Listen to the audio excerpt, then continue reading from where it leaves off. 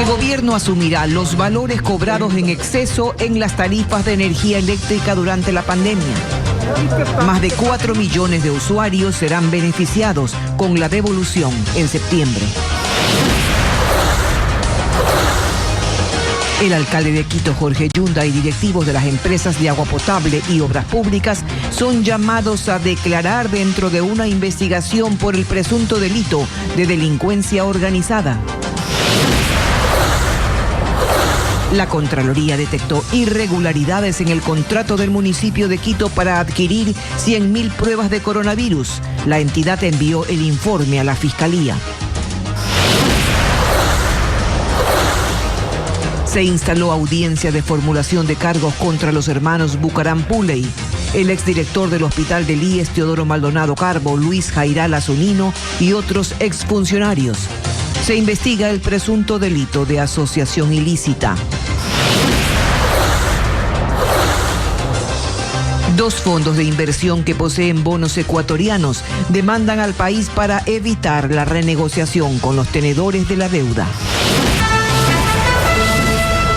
Las noticias en Televistazo con Tania Tinoco y Gabriela Baer.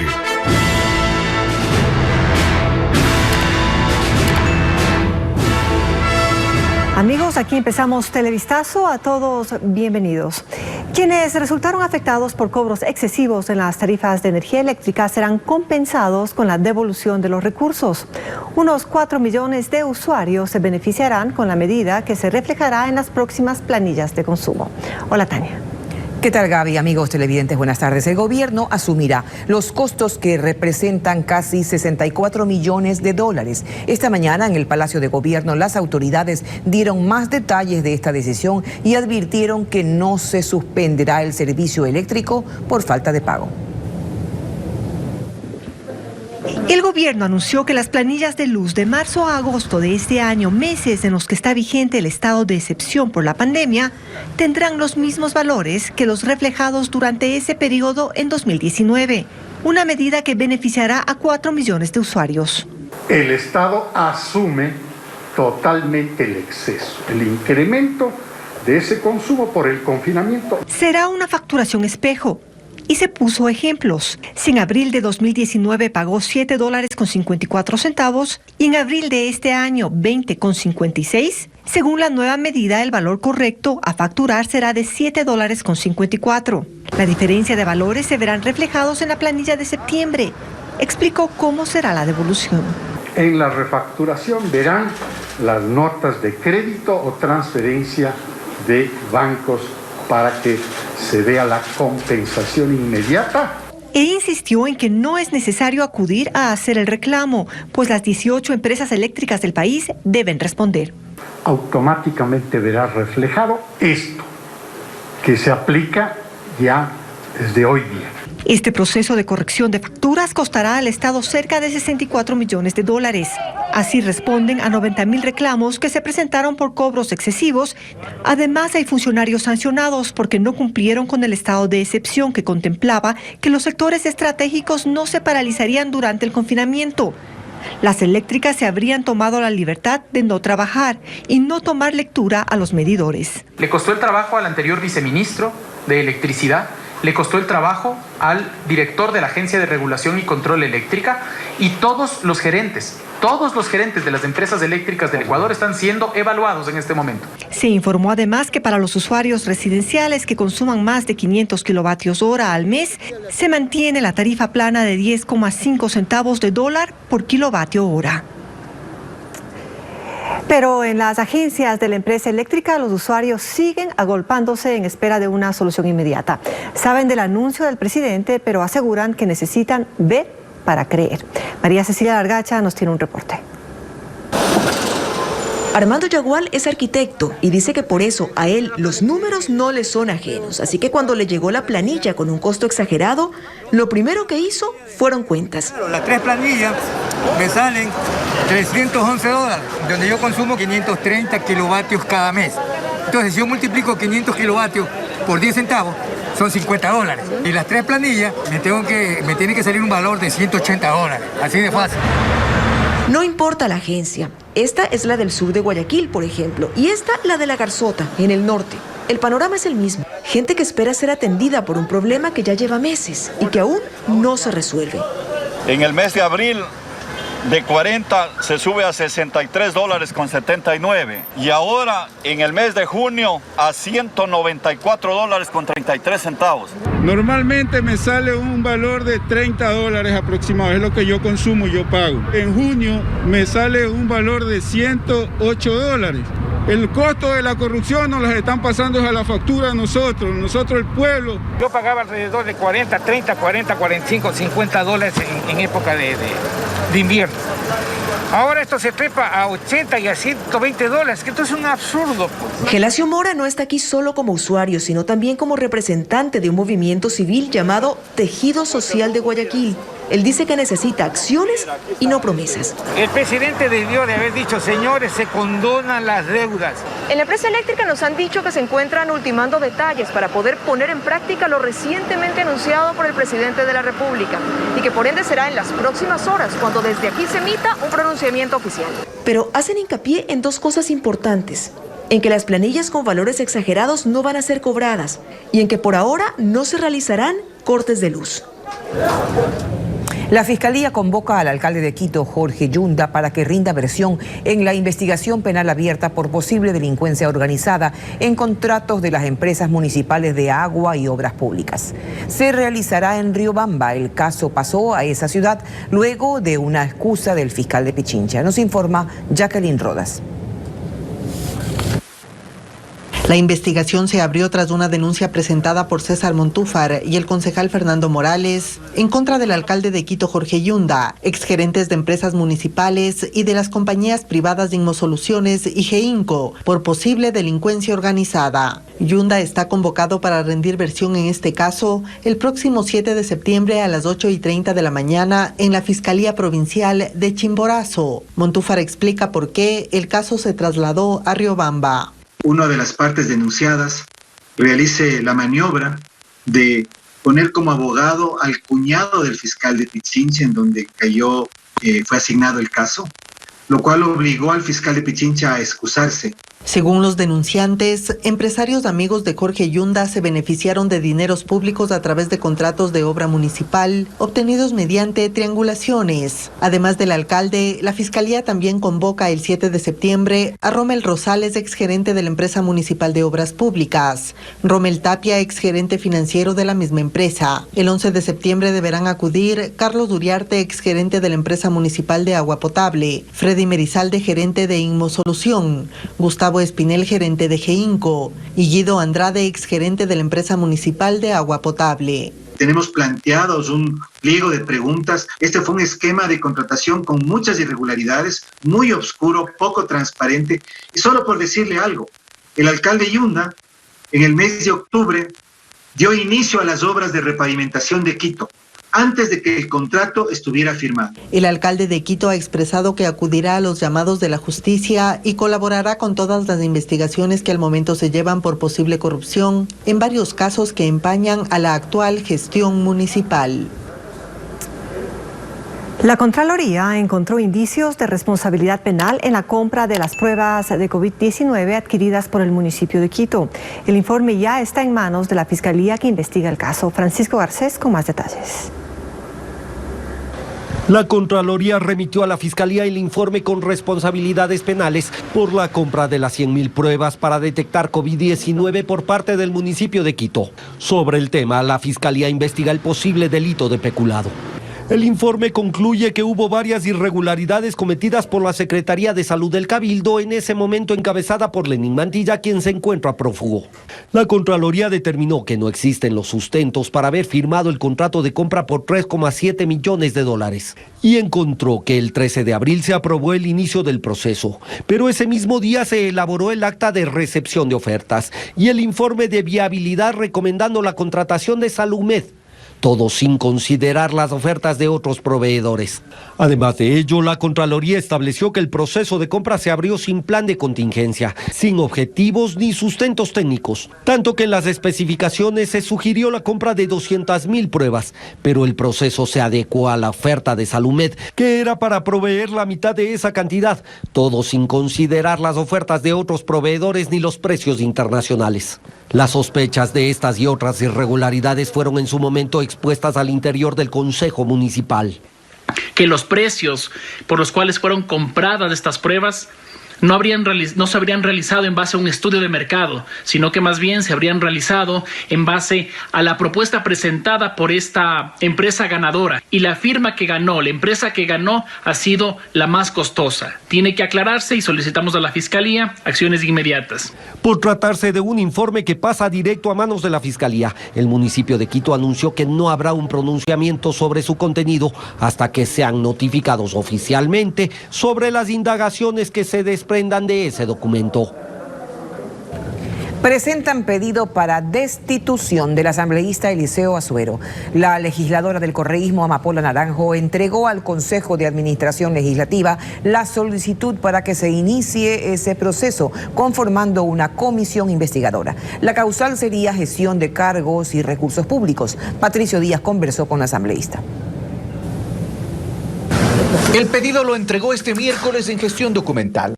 Amapola Naranjo, asambleísta del correísmo, busca la destitución del legislador Eliseo Azuero, quien fue vinculado por Fiscalía en la supuesta red de corrupción que se identificó en la construcción del hospital de Pedernales. Explica por qué tomó la decisión. Y todos tenemos la obligación de denunciar como ecuatorianos cualquier acto de corrupción. Señala que Azuero incumplió sus funciones, pues la ley prohíbe a los asambleístas gestionar cargos o recursos públicos. Y la investigación fiscal está en esa línea.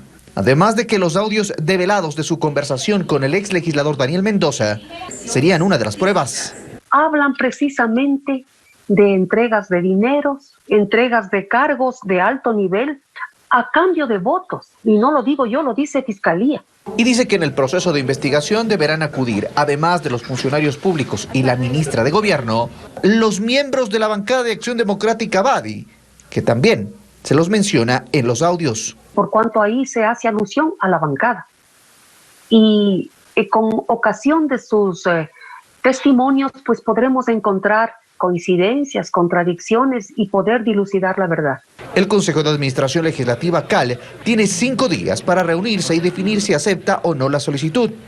Si la confirma, se siguen otros pasos. El plenario legislativo deberá conformar una comisión tripartita y multipartidista a fin de sustanciar el proceso y emitir un informe en un plazo máximo de 10 días para que la decisión final la tome, por supuesto, el plenario legislativo. El mismo proceso se siguió con Daniel Mendoza. La comisión multipartidista propuso su destitución, aunque Mendoza en su comparecencia renunció. En el proceso, los legisladores tienen derecho a la defensa, sin embargo, por ahora no se conoce el paradero de Eliseo Azuero, quien tiene además una orden de prisión preventiva. Esta mañana se instaló la audiencia de formulación de cargos por presunta asociación ilícita en la compra de insumos médicos en hospitales públicos durante la emergencia sanitaria. Hay 15 procesados, entre ellos los hermanos Bucaram Puley, los hermanos Salcedo Bonilla y exfuncionarios de un hospital del IES. William Young nos amplía los pormenores de esta diligencia. Hace poco más de 4 horas inició la audiencia de formulación de cargos aquí en la Unidad Judicial Norte en Guayaquil. Es una diligencia por la investigación de presunta asociación ilícita en la compra de insumos médicos en varios hospitales públicos durante la emergencia. En este caso están procesadas 15 personas. La Fiscalía está presentando pruebas que relacionarían a todas ellas en una presunta red ilegal que se beneficiaba o se beneficiaría de contratos en los hospitales públicos, principalmente del Seguro Social. Entre los implicados en esta investigación están los hermanos Bucaram Puley, Gabriela Pazmiño, esposa de uno de ellos también, Además está Javier Jordán Mendoza, 2 exfuncionarios del Hospital Teodoro Maldonado Carbo del Seguro Social aquí en Guayaquil, entre otras personas. Pero escuchemos lo que dijeron varios de sus abogados brevemente durante un receso hace escasos minutos en esta unidad judicial. Porque esto es un delito penado con pena de 3 a 5 años. Entendemos que se debe referir a las compras efectuadas durante la pandemia, más allá de que el proceso de investigación viene de 10 años atrás.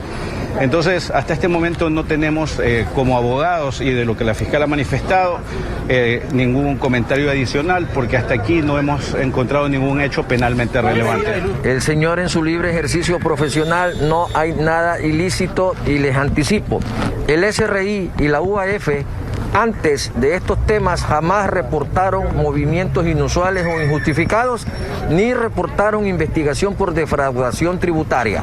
Aquí hablemos claro. En esta investigación por presunta asociación ilícita también se relaciona a los hermanos Daniel y Noé Salcedo Bonilla. Se espera que la audiencia se tome varias horas más por la cantidad de procesados y por los argumentos que está exponiendo la Fiscalía. Y por tema de aforo se ha dividido la audiencia en 2 salas para darle agilidad a esta diligencia judicial. Gracias a William John por su informe. 2 fondos de inversión presentaron una demanda en contra de Ecuador para impedir la negociación de la deuda externa que mantiene el país con los tenedores de los bonos. Juan Carlos Aisprúa informa que Ecuador reaccionó a esta acción.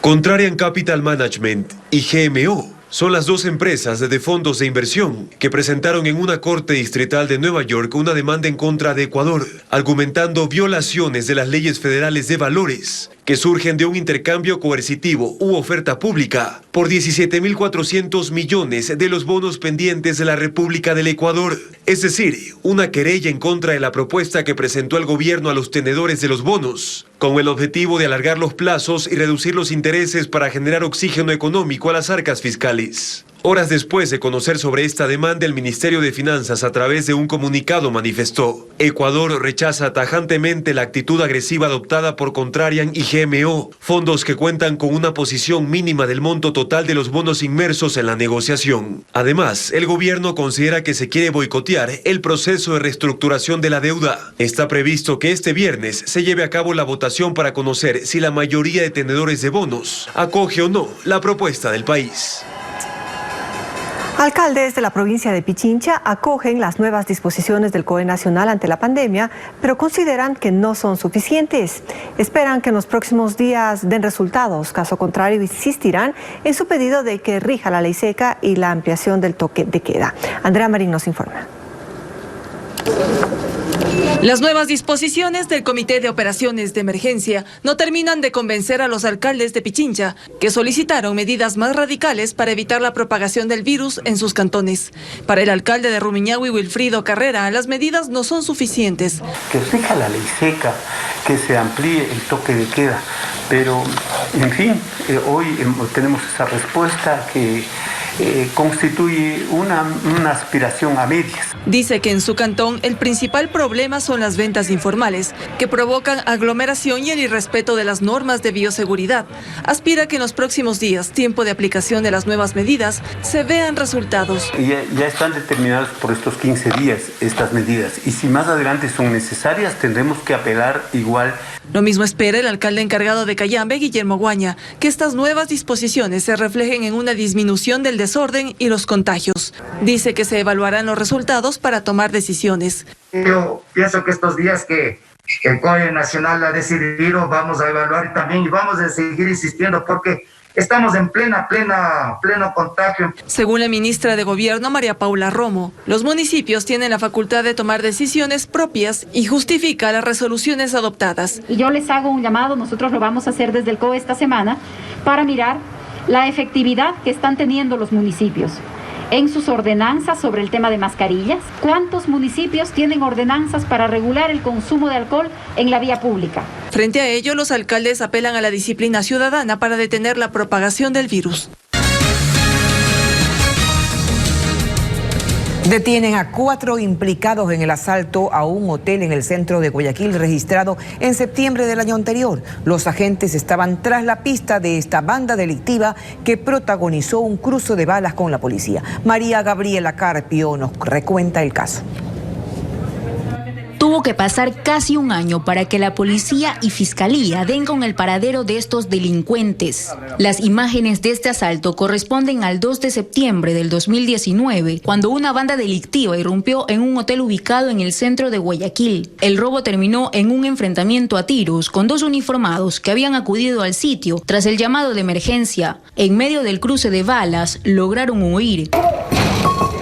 Sin embargo, esta madrugada, luego de 11 meses de investigaciones, los agentes realizaron allanamientos en varios sectores de la ciudad, capturando a 4 de los implicados. Así lo menciona el fiscal Franklin Saltos. Mediante técnicas investigativas avanzadas de criminalística, se han obtenido pericias como la extracción del audio y video y principalmente un elemento principal que es la pericia de identificación humana, en donde se ha podido establecer la identidad de cada una de las personas que pertenecen a esta agrupación. En una de las viviendas encontraron un arma de fuego y otras evidencias que incriminarían a los detenidos. También se ha encontrado la motocicleta con la cual ingresó al parqueadero del hotel y al momento de salir están en las tomas que se trata de las mismas placas, las mismas características, el mismo número motor, la misma número serie de la motocicleta. Los 4 implicados serán procesados por el delito de robo agravado, por el cual podrían enfrentar una pena de hasta 7 años de prisión. Una familia denunció que fue asaltada por 6 sujetos que vestían como miembros de la Policía Nacional. Las víctimas relatan que estuvieron 5 horas retenidas por los delincuentes. José Carlos Alvarado nos cuenta más. Fue una noche de desesperación para una familia que reside en una urbanización localizada en la vía Adaule, en Guayaquil. 6 personas encapuchadas y vestidas con buzos de la policía forzaron la puerta e ingresaron a las 10:30 de la noche a su domicilio. Aducían que estaban realizando un allanamiento por presunta tenencia de droga en la vivienda. Como no pudieron encontrar droga, no encontraron armas, no encontraron nada, procedieron a decirle que saquen sus cosas de valor. Los sujetos revisaron el inmueble y sometieron con armas de fuego a la pareja, su hija y un tío que vive con ellos. Inmediatamente los delincuentes identificaron el dispositivo que guardaba las grabaciones de las cámaras de seguridad y se lo llevaron. Las personas que llegaron hasta acá tenían conocimiento del sector y tal vez de cómo ingresar y salir simplemente sin utilizar la garita, simplemente utilizando la periferia, puesto que aquí es bosque.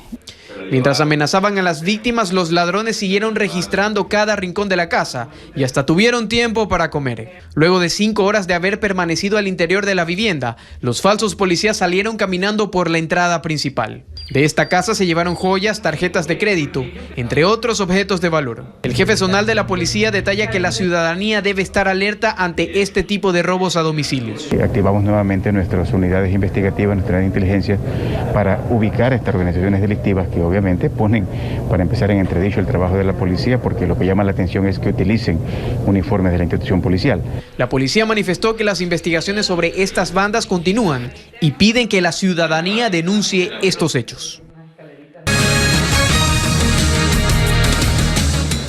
Seguimos con más. El Pleno del Consejo Electoral, mediante el voto dirimente de su presidenta Diana Atamaint, resolvió la eliminación del registro electoral del partido político de Álvaro Noboa, Adelante Ecuatoriano Adelante. El motivo: no obtener al menos el 4% de votos en 2 elecciones consecutivas a escala nacional, ni alcanzar otros umbrales establecidos en el Código de la Democracia. También 4 organizaciones más fueron eliminadas del registro. Estas son Salud y Trabajo, Vive, Conciencia Ciudadana y Meta. Así, estas agrupaciones políticas no podrán participar en las elecciones de 2021. Paralelamente, en Guayaquil, directivos del partido de Álvaro Noboa indicaron que apelarán esta resolución, a la que califican como una persecución política. Es un atentado a la democracia lo que ha ocurrido el día de hoy en el Consejo Nacional Electoral, en el cual han pretendido cancelar nuestro partido Adelante Ecuatoriano Adelante, y respetando todo debido proceso y respetando lo que ya está puesto en el calendario electoral. Aquí está el calendario electoral, que el 19 de junio los partidos que estábamos legalmente inscritos podemos participar en las elecciones del año 2021. Es extraño ver que este atentado a la democracia sucede cuando Álvaro Noboa encabeza las encuestas a nivel nacional. El precandidato a la presidencia de la República por el movimiento Creo, Guillermo Lasso, criticó que se haya convertido en práctica común el alquiler de organizaciones políticas. Lasso entiende que ello termina distorsionando la democracia. El político se refirió también a la decisión gubernamental de retomar el cobro anticipado de impuesto a la renta para un grupo de empresas.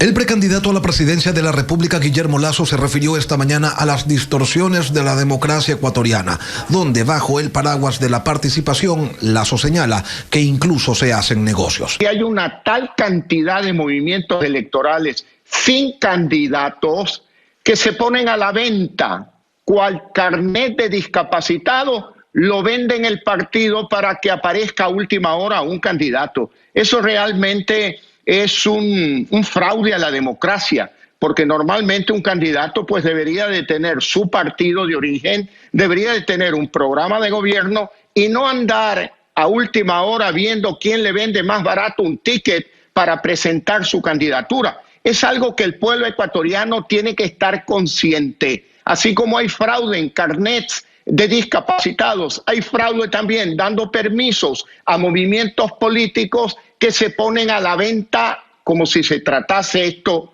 de un prostíbulo. Luego comentó el decreto que dispone el cobro anticipado del impuesto a la renta a las empresas que tuvieron rentabilidad en el primer semestre del año y que ahí es donde se evidencia el cordón umbilical entre este gobierno y el anterior. Este ha sido un modelo intacto desde los últimos 14 años en el Ecuador.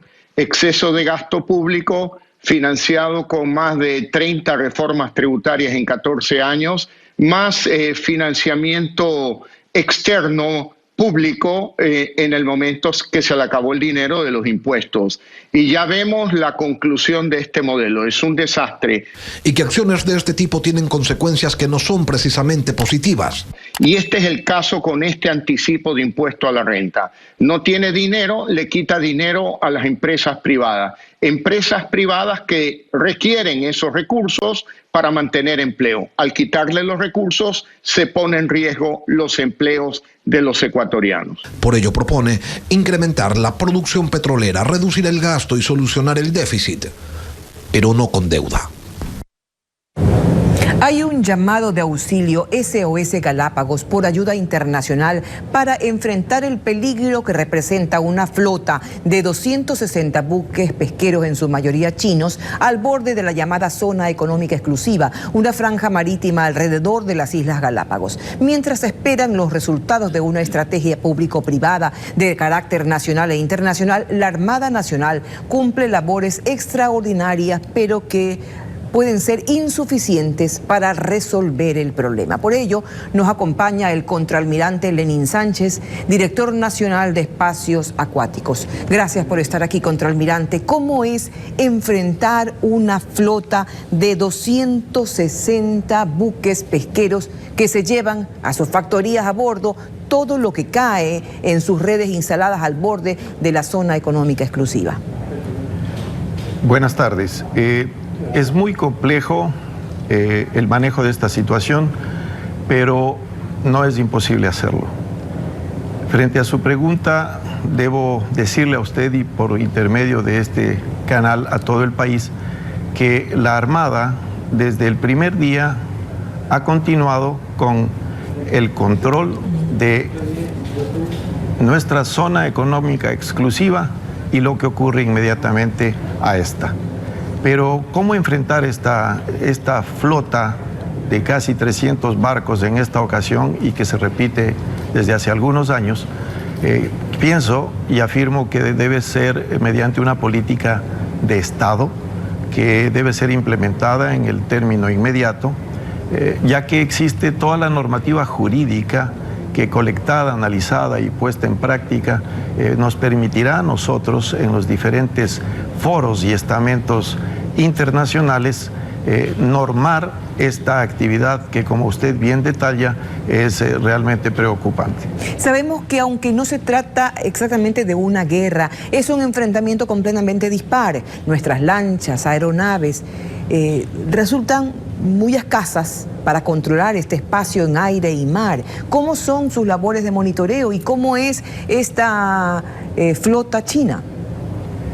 Es correcto lo que usted dice, la disponibilidad de medios aeronavales para la exploración aeromarítima y de las unidades de superficie y toda la fuerza naval en sí que podría considerarse para el control de esto, no puede ser de ninguna manera suficiente por permanencia, por tener una permanencia durante todo el año o durante la época en la que estas flotas fantasmales llegan. Pero disponemos de la tecnología necesaria que nos permite saber dónde están, por dónde llegan, cuántos son y de qué banderas, a qué banderas pertenecen.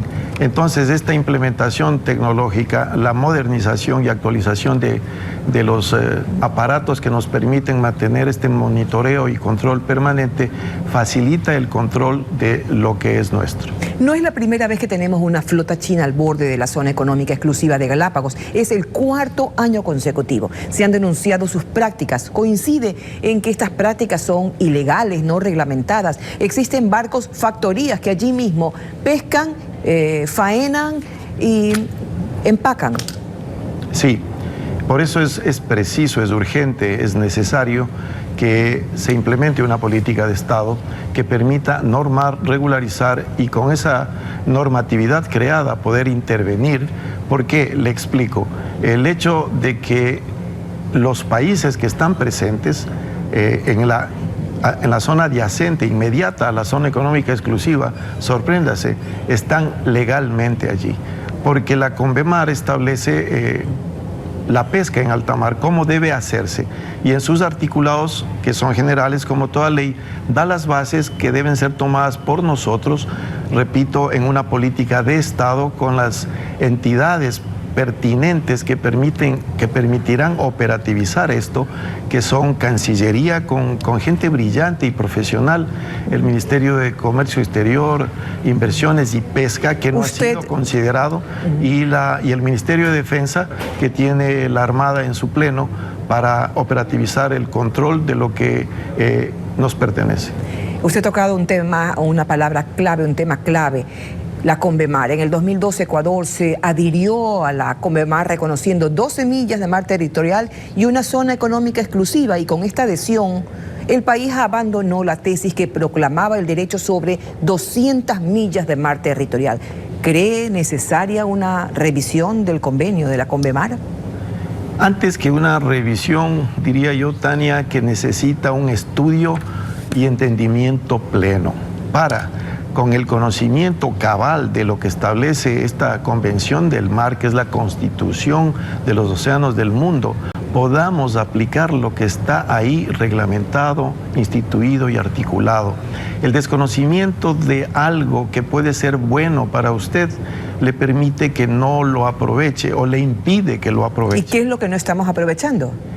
Los articulados con los cuales nosotros deberíamos operativizar, y es lo que yo considero que debe hacer el Estado ya con las carteras intervinientes, como le mencioné, en donde con base en el articulado que hay en la Convemar, empecemos a regularizar con especificidad, es decir, con base en los artículos del 116 al 119 que habla acerca de la pesca en alta mar, con base en ello nosotros crear con un respaldo científico el por qué tal especie no puede ser capturada de tal mes a tal mes porque está en su proceso de tránsito y reproducción. Esto significa entonces que tenemos que tratar este problema de forma macro, como un problema de geopolítica en donde todos tenemos que participar. Totalmente de acuerdo, esa es la visión correcta. Este es un problema geopolítico, oceanopolítico, que debe ser una política de Estado. Sea quien fuere, quien lidere a nuestro país, tiene que seguir esta política. Gracias, contraalmirante, por estar aquí con nosotros. A usted. Bien, así despedimos, amigos. Les deseamos una buena tarde. Tania. Gracias por acompañarnos. Nos vemos con más noticias a las 19 horas.